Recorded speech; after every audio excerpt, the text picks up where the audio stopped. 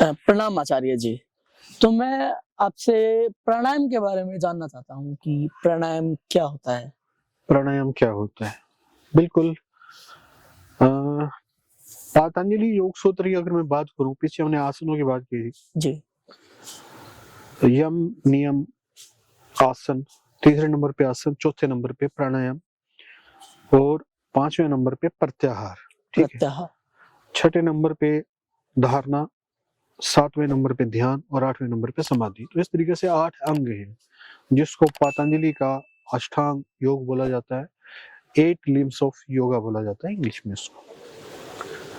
योग के 8 अंग। ठीक है। जी। योग के 8 अंगों में से चौथा जो है वो प्राणायाम है।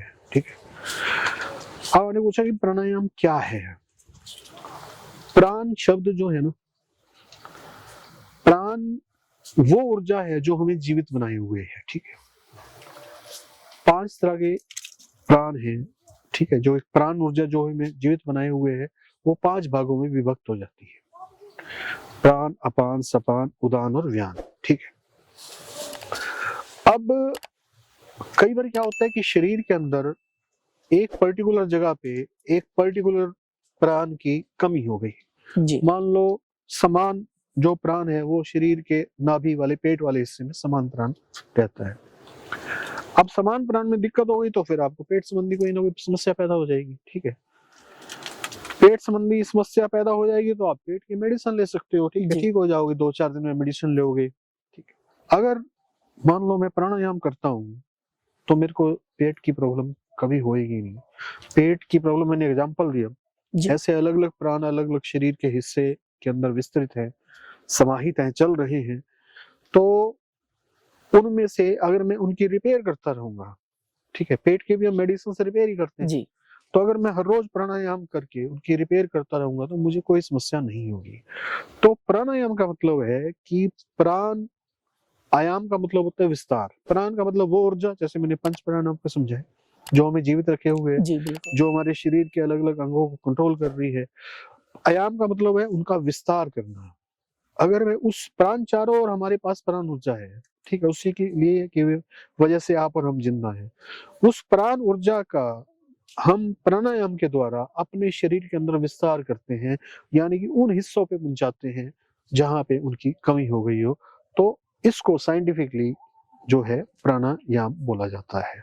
सांस के द्वारा हम सांस लेते हैं, अलग जी। अलग तरीके हैं। तो गुरुजी मैंने कई बार देखा है, जैसे मैंने भी ऑनलाइन नेटवर्क नेट नेट से यूट्यूब वगैरह से। यूट्यूब वगैरह से कुछ प्राणायाम देखे, किए, लेकिन मुझे शरीर में कुछ दिक्कतें आने लगी। तो क्या प्राणायाम सेहत के लिए हानिकारक भी हो सकता है या हाँ, क्या दिक्कत है? प्राणायाम सेहत के लिए, देखो कोई भी चीज हो ना, जैसे मान लो आपके घर में रसोई है, उसके अंदर गैस जल रही है, आग जल रही है। जी। ठीक है। आग हमें जला भी सकती है। ठीक है। डेफिनेटली आग सेहत के लिए, हमारे मनुष्य के लिए बहुत ज्यादा खतरनाक चीज है, जी। लेकिन फिर भी हम उसका डेली प्रयोग करते हैं। यहाँ भी वही चीज है। कंट्रोल तरीके से अगर हम इसको यूज करेंगे तो फायदेमंद है। अनकंट्रोल्ड हो जाएगा तो फिर ये बहुत ज्यादा आपको खतरनाक सिद्ध हो सकता है, आपको हानि भी पहुंचा सकता है।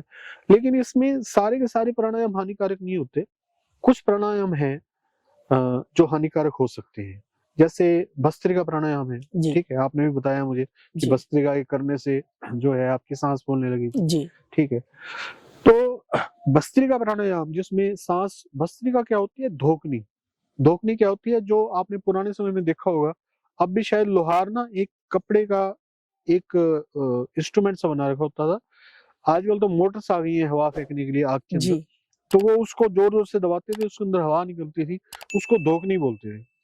तो धोकनी को, अपनी छाती को धोकनी की तरह इस तरीके से आगे पीछे करके हम प्राणायाम करते हैं। जी। अब वो उसके लिए आपको पता होना चाहिए कि प्राणायाम करना कैसे है। अगर आप बिना उसके करेंगे तो उसकी लिमिट भी होती है, शुरुआत में कैसे करना है, कितनी देर करना है। आपने ज्यादा देर कर लिया होगा तो उसके अंदर जी। सांस फूलने लगी होगी। तो इसलिए प्राणायाम खतरनाक भी हो सकते हैं। ठीक है। ये जैसे भस्त्रिका प्राणायाम खुद से करना, बिना सीखे हुए, खुद से जी। सीखने के बाद तो आप कर सकते हो, बिल्कुल। बिना सीखे हुए करना ठीक नहीं है। लेकिन भ्रामरी प्राणायाम आप कर सकते हो। लेकिन फिर भी कोई भी प्राणायाम है, बिना सीखे तो कुछ भी नहीं करना चाहिए। तो इस तरीके से प्राणायाम जो लाभदायक भी हो सकते हैं और वो हानिकारक भी हो सकते हैं। तो कौन से ऐसे प्राणायाम है जो हम बिना किसी गुरु शिक्षा या एक नया व्यक्ति कर सकता है जिनसे उसको कोई हानि ना हो? देखो, आप जैसे यूट्यूब पे सीख के जिसमें आपको हानि ना हो, वो भ्रामरी प्राणायाम कर सकते हैं, उज्जयी प्राणायाम कर सकते हैं, अनुलोम-विलोम कर सकते हैं। जी, अब अनुलोम-विलोम में आगे 2 प्राणायाम और आते हैं, सूर्य भेदी प्राणायाम, चंद्र भेदी प्राणायाम, वो अपने आप से नहीं करने चाहिए। जी, ठीक है, अनुलोम-विलोम आप कर लो अपने आप से, लेकिन सूर्य भेदी प्राणायाम और चंद्र भेदी प्राणायाम, वो गुरु बताएगा कि करना चाहिए या नहीं करना चाहिए, कि चंद्र भेदी किसे करना चाहिए और सूर्य भेदी किसे करना चाहिए, जी, दोनों में अंतर है, ठीक है? क्योंकि एक चीज़ आपके अंदर शरीर के अंदर गर्मी बढ़ा रही है, जी। दूसरी शरीर के अंदर ठंडक बढ़ा रही है।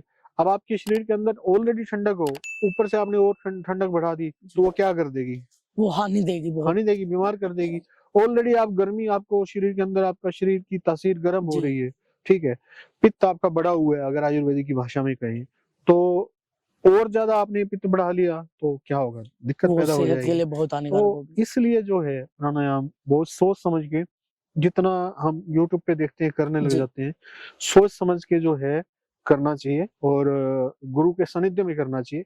आगे हम करके बताएँगे, एक-एक जी। प्राणायाम को लेंगे और करके बताएँगे कि इस प्राणायाम को कैसे किया जाता है और क्या-क्या सावधानियाँ रखी जाती हैं, ये सब कुछ करके बताएँगे। धन्यवाद आचार्य जी आपका।